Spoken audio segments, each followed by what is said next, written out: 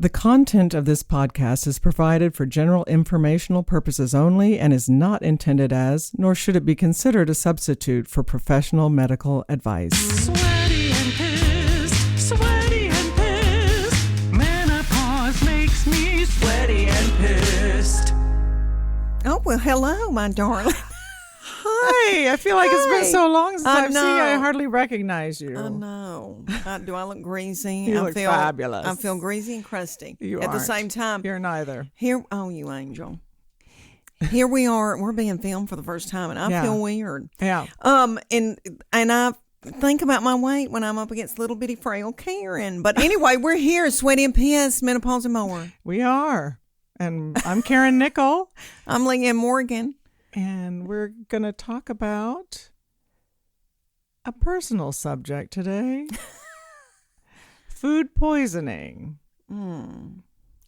Karen and Forrest had a time. Yes, this is the more part of menopause and more. Yeah. Yeah. So, because everybody can get food poisoning, not just menopausal women.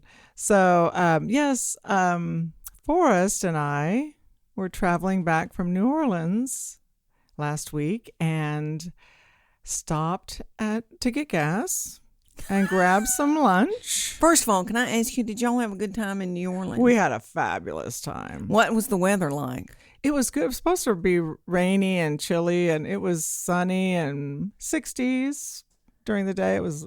Oh, Actually, I think it got up to the 70s a few times. And what all did y'all do? Let's see. We went to the art museum. We went to the insectarium.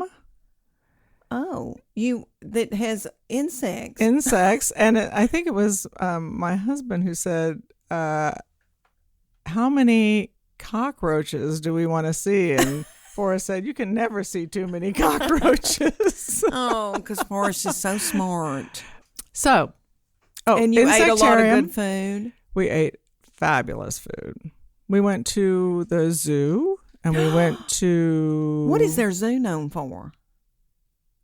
Do they have something like we have black bears and we're known for red pandas? I don't know if there was a specific thing they were known for. They had a little bit of everything. Oh yeah, they had a jaguar that killed got a bunch out of of the other little. got out of the pen, whatever they call it, cage, his habitat, I should say, Enclosure.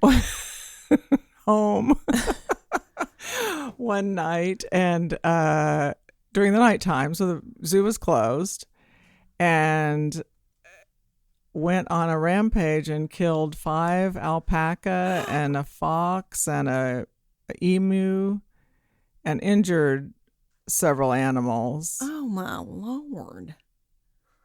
Yeah. What'd they do?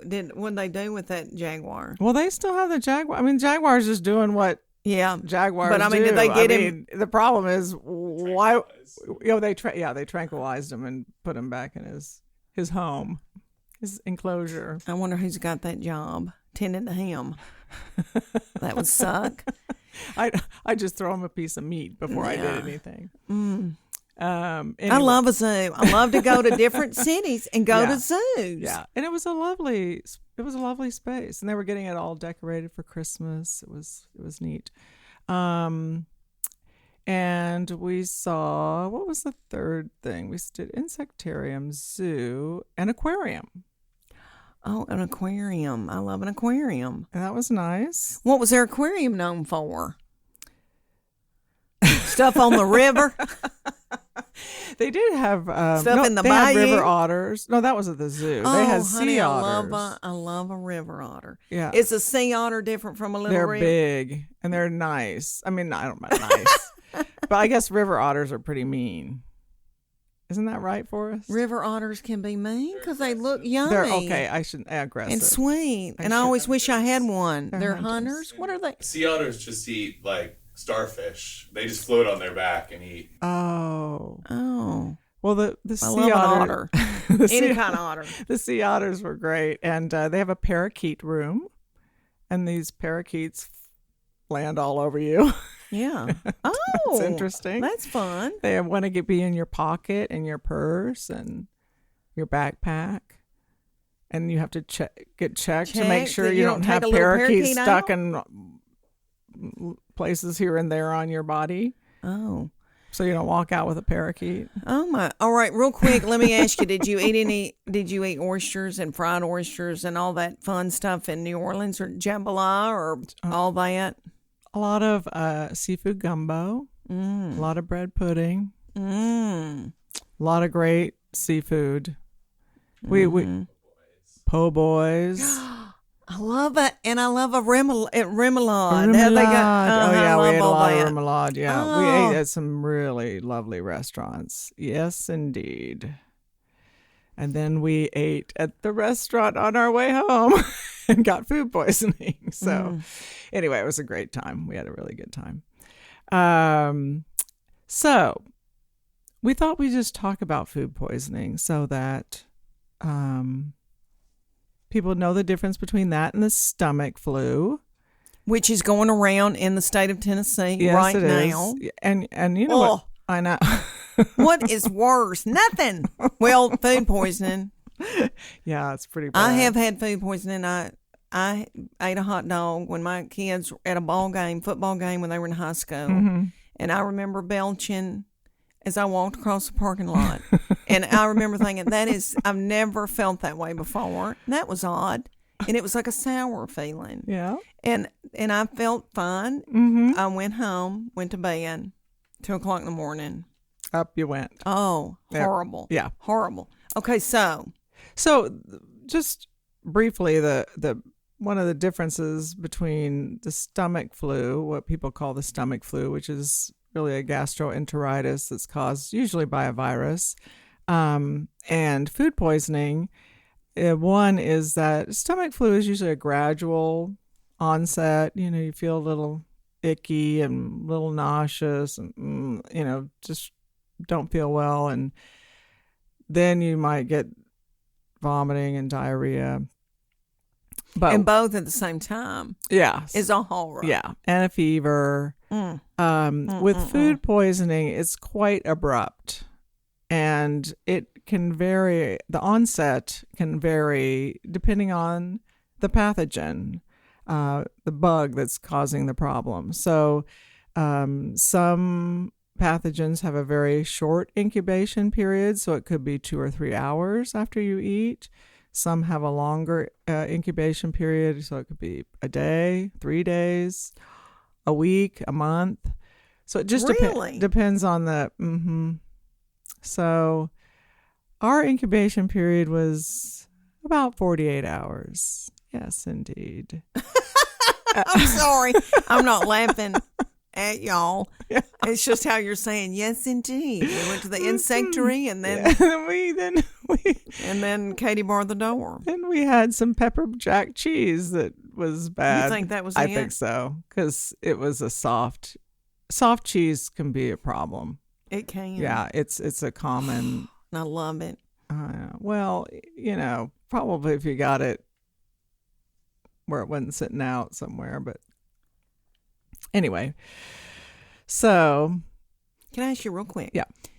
A stomach bug. Mm-hmm. Is that, do you need to touch somebody, touch your eyes? Is that airborne? Is it both? Yeah. What the heck is that? Yeah, so you're going to get that from other people. Like coughing, touching, sharing a cup, a glass, a soda can, utensils. Yeah. So you get it from someone else who has it. Food poisoning is from other people, but it's somebody that left the cheese out. Yeah. Or somebody that transferred from their hands bacteria onto the food. Like especially E. coli. Oh, no. Or hepatitis A. Those are what we call fecal oral, where somebody doesn't wash their hands after use of the bathroom. Oh, Lord. And then touches your food. And then you eat it. And then... It makes you want to go live in the mountains off the grid. Yeah, you just can't drink in the streams because there's probably giardia in every stream we have here. Okay, there was something I was going to ask you. Oh, I remember what it was. All right, this has always bothered me. I remember, when Matt Lauer was on Today's Show, and I don't even know if we're allowed to say his name, but I remember him doing a segment because he was a very germ-free kind of guy. Oh, really? They tested, like a germaphobe? And he was all freaked out. And now I feel like, but I'm flying and I'm going and doing and yeah. Okay, but they did a study and they swabbed a bunch of places and they said one of the worst things is going up an escalator. Do not touch that escalator I never thing. touch that. No. Yeah. Well, and I try to do. Yeah, that helps. But escalators. But they said it was E. coli. E. coli was on the escalators. Yeah. Gyms are bad too. People don't wipe down their treadmill. Well, I'm sure there's varying capabilities in terms of, some people will do that thoroughly and some not so thoroughly, the wiping down. But, so washing your hands frequently, I mean, not obsessively, but frequently, really helps cut down disease. In our case, that wouldn't have made a difference, but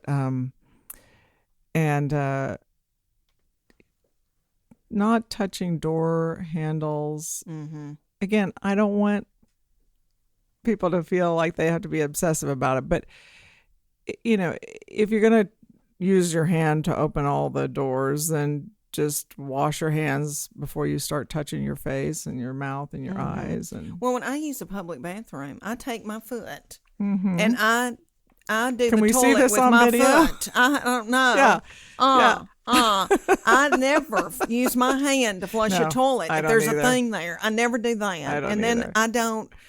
I get a wash the towel and open up a restaurant bathroom door. Oh. So when you do a meet and greet, is everybody shaking your hand? Oh, we're kissing in the mouth. They're straddling me. I'm straddling them.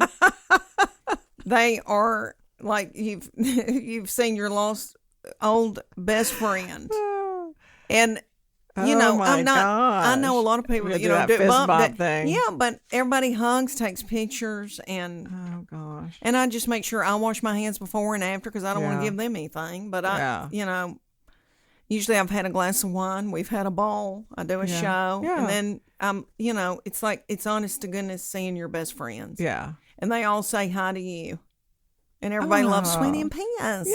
Yay. I know. So I was just in Dallas, Fort Worth, and Plano, and the week before that, Phoenix. And they love Sweetie and Pissed. And then the week before that was in North Carolina and South Carolina. And I go back to Texas, but anyway, in Atlanta. But I know I'm going to be right in the middle of flu season. And Yep. And I do take some antibacterial wipes, and I like to wipe down the plane in the sea. That's good. Mm-hmm. And The armrests. Okay. Oh, you remember when my mom got sick, and it was in last February when she had a stroke, and my sister and I were back and forth at Vanderbilt. She was in ICU. And my sister and I both got a stomach bug. Oh, you remember that? Yeah. And I called you. Yeah. And you had What the? You called sure? me in. So tell people what can people do with both food poisoning and Okay, so with food poisoning praying? Is that it? Praying to the dear Lord that he kills you? Oh. Take me out. So the thing about food poisoning is you have pretty violent vomiting and diarrhea, so and a fever usually. And so between those three things, you become dehydrated very quickly, and it's hard to restore those fluids if you can't hold anything down. So typically when we have something like a food poisoning infection, we don't suppress the diarrhea.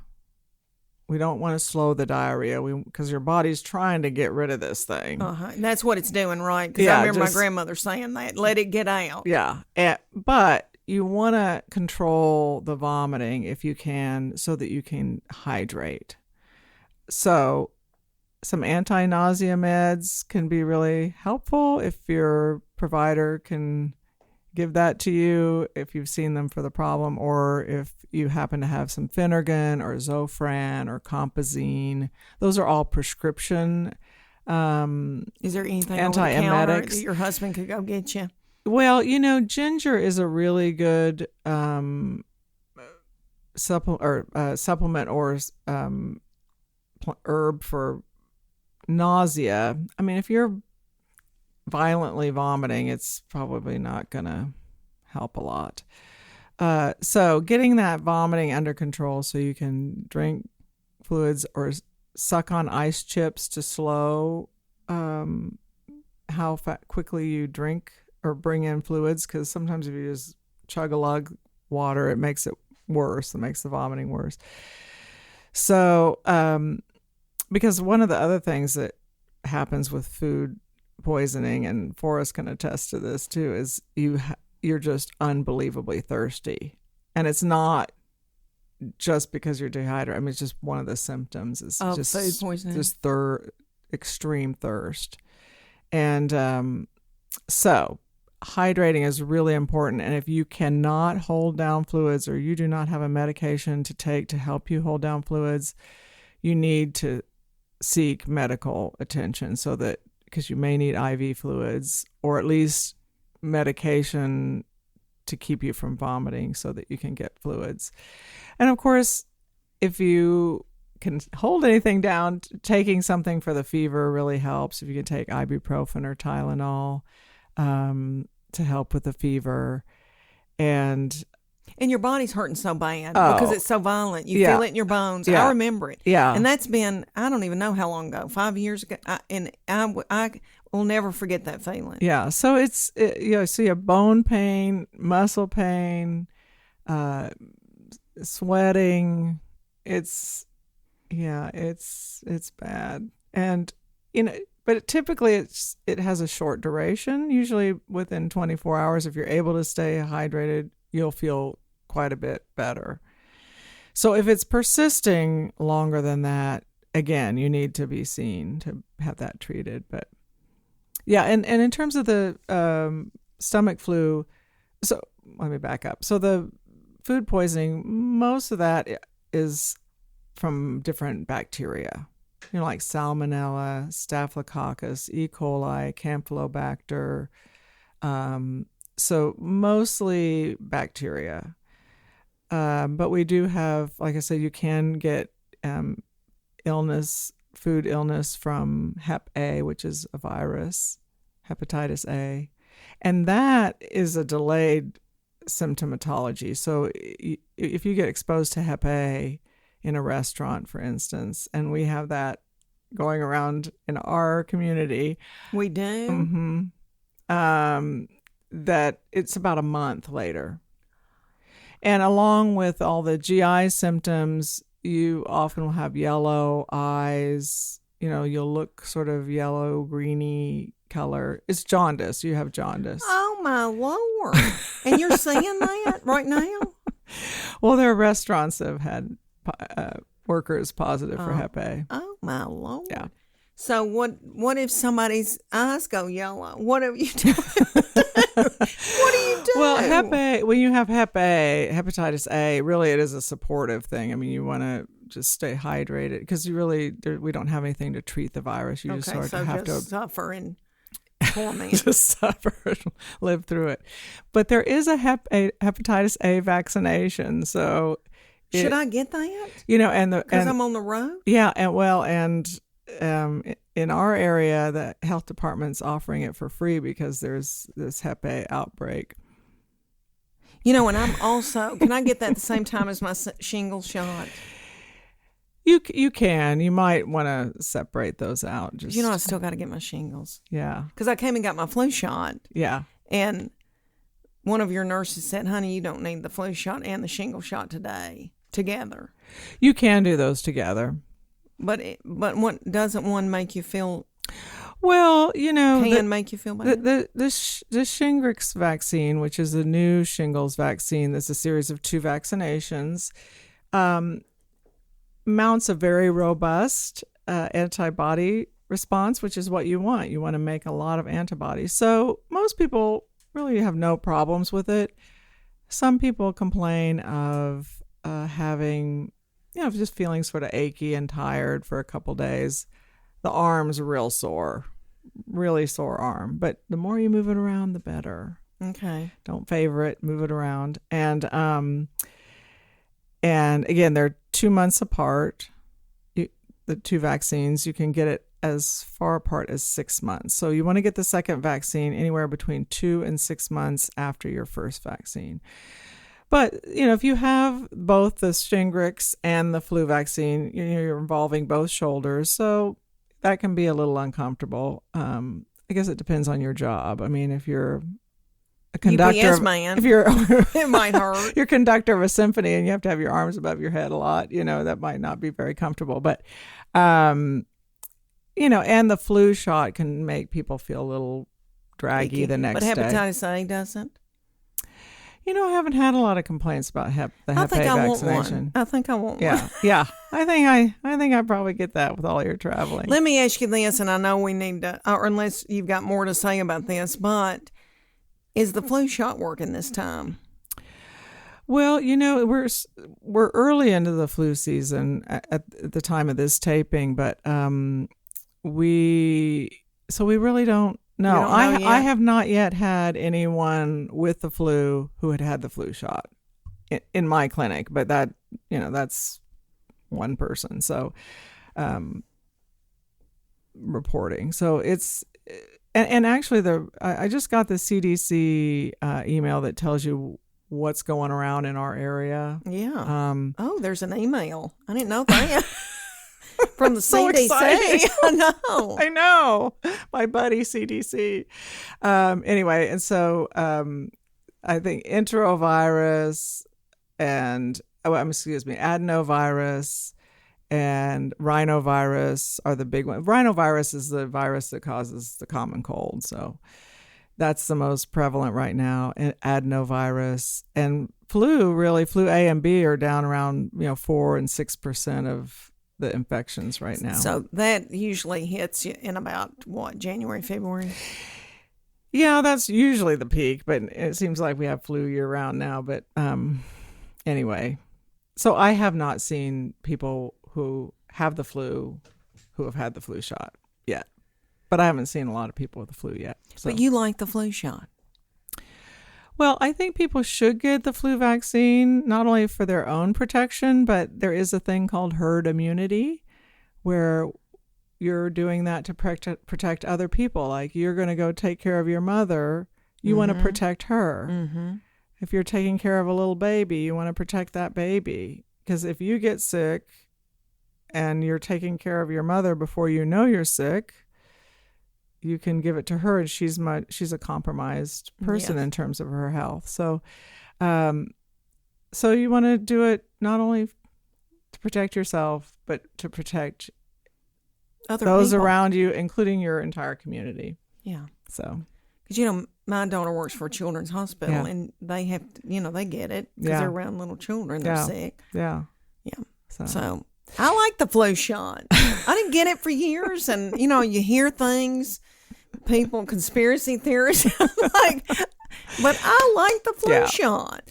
Well, and the single, the pre-filled syringes that are a single dose versus a vial of the flu vaccine.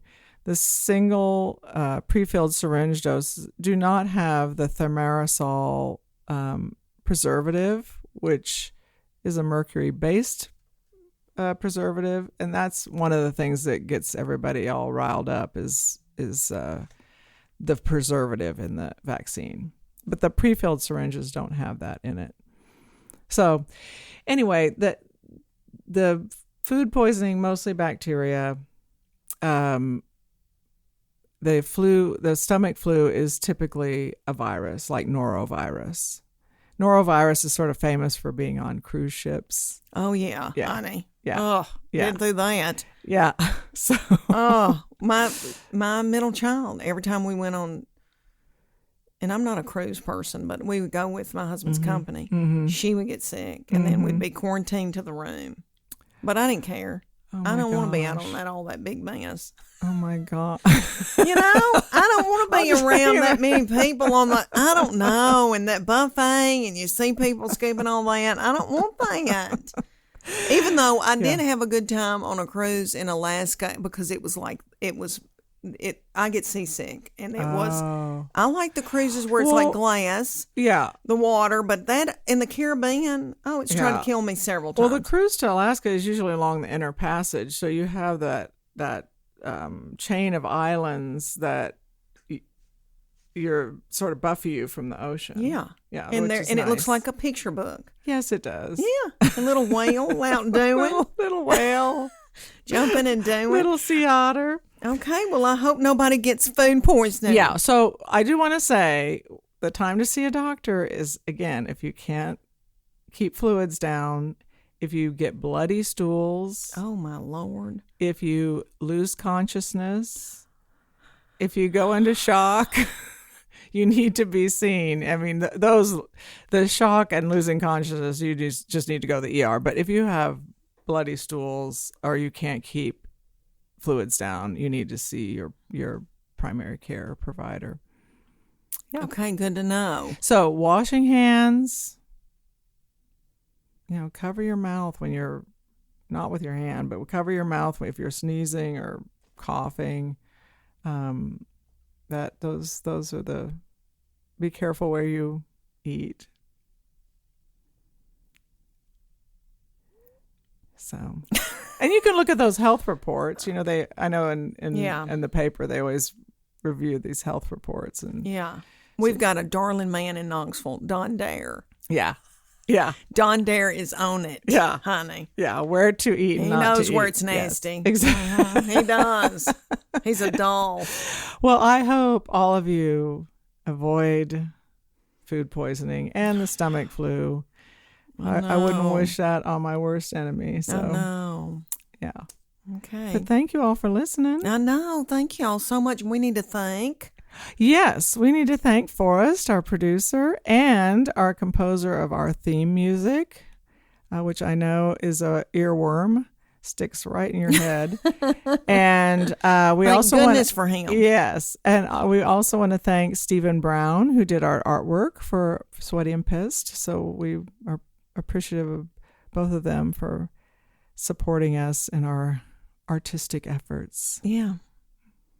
Sweaty and Pissed. Okay. See, here next time. I say see ya. Maybe. Next time. Bye. Sweaty